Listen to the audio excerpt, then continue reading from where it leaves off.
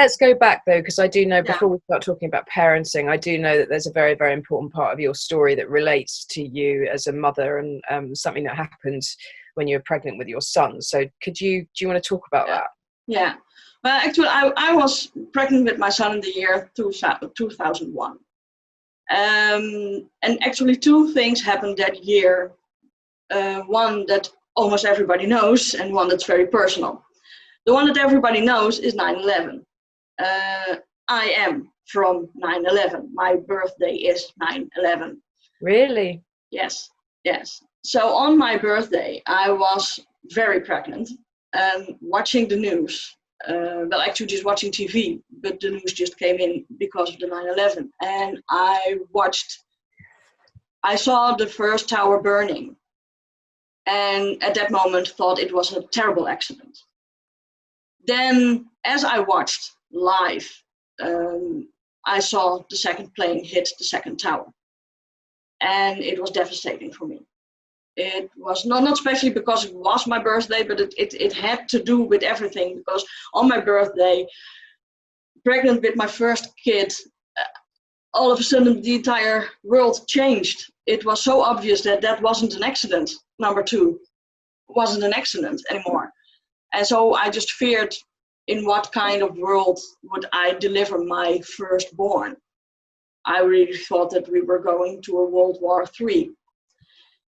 So that fear haunted me until December 30th, where I was very pregnant, 8 months pregnant almost. And I was driving home from the vet with a very sick guinea pig. And it was 12 o'clock during the day. And the road was very wet. And the sun was shining. And everything just glistened in the sun. And I came out of this turn of this corner and with my car, and the sun just was shining right into my eyes. So I was blinded by the sun. And I knew that on that track, because I rode it every day, was a track crossing. Train track. Yeah, yeah. And it was a guarded one, so with bells and whistles and everything. But I was blinded, and I thought at that time that I had meters to go, like hundreds of meters to go. It was really far away. The moment that I could see again, I realized that I was actually just 2 meters apart from this railroad crossing, and that the train was already there.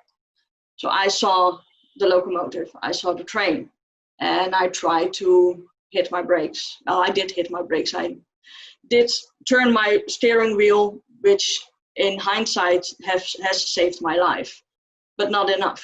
I always watched action movies, action series like the A-Team, and the car always stops in time and the train just goes by and everything is fine. Well, in real life, it doesn't work. In real life, you slip through, you just have a collision, car against train, and statistically, I should be dead, because a car against a train, nobody lives to tell that tale, but I do. Because of the fact that I did do something with my steering wheel. At that moment, I thought honestly that I was going to die. So I prayed to make it quick and painless, because I really feared the pain of dying in a car wreck against a train or under a train or whatever. So then a few seconds later, the car stopped, car wreckage stopped. And I just know the entire accident. I know everything about it. And I remember the wind just blowing through the car, very cold, because it was midwinter. And I realized that I was still alive. And that's, of course, when the fears came again of pain, of dying. With a car against a train, I must have internal bleedings. I must have broken bones. I must have something. So I started to move around very slowly. My hands and my legs and everything worked. And then, of course, I remembered that I have this child in my belly. And I figured I must be dying. I must have internal bleedings, but I have to save this child. So I started to doing my breath exercise, and that really calmed me down. And so I survived it. And they cut me out of the wreckage, and they brought me into the hospital. And my husband was there very quickly. Of course, there are a lot more details, but I won't tell all the details about how I got out. But I was in control. And that was the first time that I was in control. Normally, when something this big would hit me, I would just panic, go hysterical, and let my husband take care of it or somebody else, but not me. And this time, I was by myself, and I had this choice. Do I panic or do I get out of it? And I chose for the latter.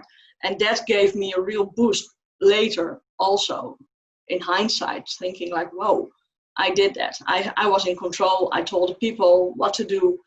They wanted to, the bystanders wanted to pull me out of the wreckage because it could blow up. They also had seen a lot of action movies. But it was a car that it was like a diesel, so it doesn't burn, it doesn't explode. I knew that because I like cars. So I was totally in control, and then we went to the hospital. And well, then you get all these things going, and it turned out that I had nothing, absolutely nothing. No internal bleedings, no broken bones, nothing. Which to this day I cannot really understand. The only thing I had was this black bruise from the safety belt that I hung on. But then I got under control for my child, of course, if everything was okay down there. He was fine, although they did find that he was too small. But it didn't have to do with the accident, but he was too small already. So in February, they made sure that I would give birth. I got this medication, and I was in labor for 48 hours.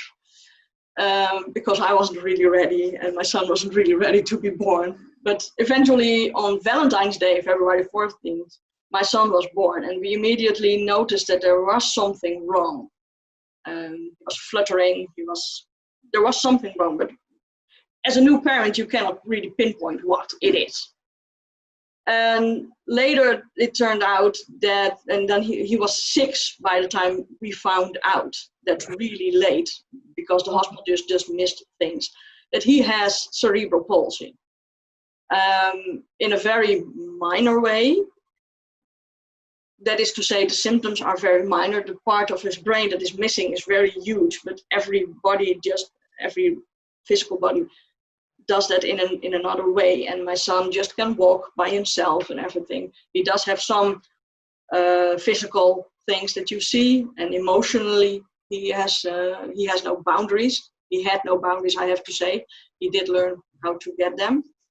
And then they figured out, because of the damage that they could see on the MRI, that it was caused by this accident. So I didn't have anything, and my son has cerebral palsy because of it. Wow. Well, that must have been, I can't imagine how difficult that all must have been for you. Yeah. Especially finding out that he had cerebral palsy because of an accident where I was the driver. Yeah. That wasn't your fault, though. Yeah. You really feel guilty. Yeah. Mm-hmm.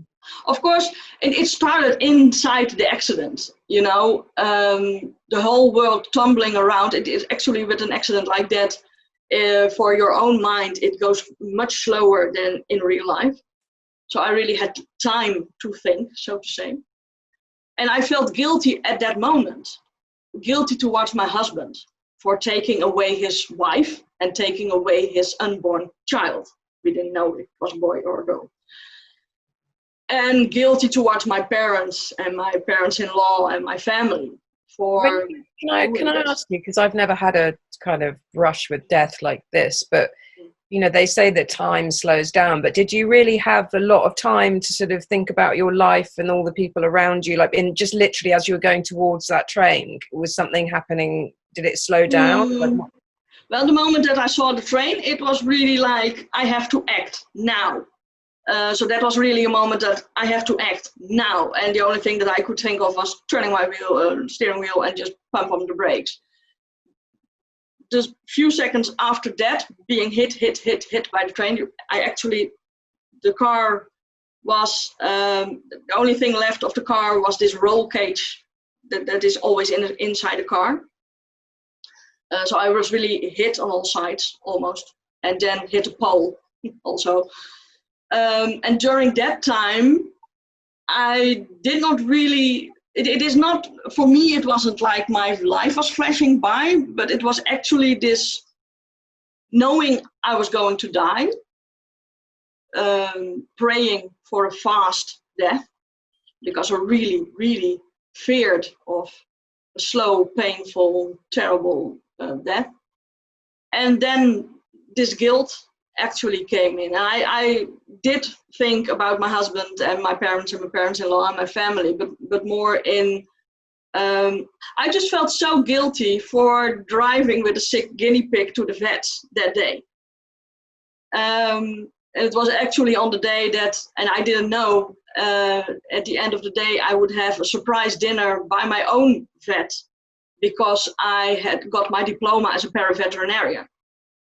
And I called my own vet because it was in the weekend, because on Saturday, and I called my own vet because my guinea pig was sick, and he didn't pick up the phone. And in hindsight, he felt guilty for not picking up that phone, because now I had to drive to the vet that was on the weekend duty. So I had to drive all the way to another village. What was wrong with the guinea pig?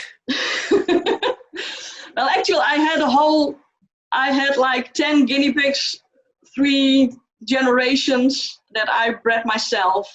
And we rescued 2 guinea pigs, and they brought in this disease that is almost not curable. And it infected the entire family that I had. Yeah. And this guinea pig was really small, really, really young. It was just a couple of weeks old. And I do remember that when I was laying in the wreckage and the people were helping me, supporting me, I told them, and I told the fire brigade that came to cut me out, that if they found anything with blood and a lot of hair, that it was my guinea pig that was with me in the car. Did the guinea pig die? Yeah, he died. Yeah, because later in the hospital or at home, I'm not sure, because both the police and the fire brigade paid me a couple of visits, because it was so a miracle that I survived. So they stayed in touch for a little while. And the first time the fire brigade came, he told me, like, we did find your guinea pig. He was dead, and we buried it at the spot. Oh. He was like, we couldn't just throw it away with the other debris. You were this pregnant, and you cared for this guinea pig. You drove all the way to a veterinarian to take care of it. So we couldn't just get rid of it. We buried it at the spot where the accident happened. Yeah, I found it really sweet of them. Yeah. Wow. Well, that's an incredible story. It really is. Amazing.